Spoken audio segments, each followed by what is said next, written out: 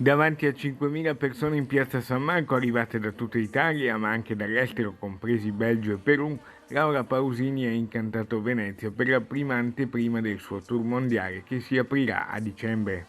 Mille, grazie a tutti per essere qui.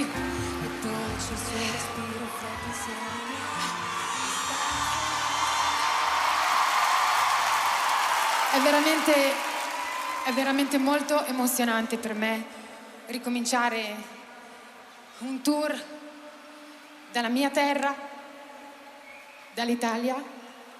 Sono passati 30 anni e li abbiamo passati insieme. Benvenuti a Laura Venezia. Laura devolverà il suo cachet dei 3 concerti veneziani alle terre alluvionate dell'Emilia-Romagna. Dal palco della piazza ha proposto i suoi brani del passato ma anche quelli del presente, proiettandosi nel futuro in uno show diviso in 3 parti per quasi 3 ore. Ciao! Marco se n'è dato e non ritorna.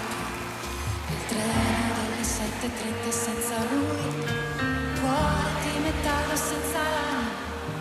Il freddo del mattino grigio di città.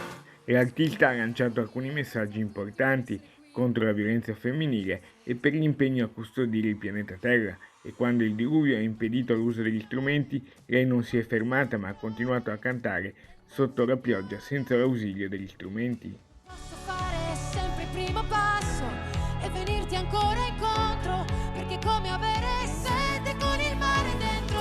Tu non mi concedi mai uno sconto, è più facile che un sasso, poi diventi piuma, o fare il primo passo sulla luna.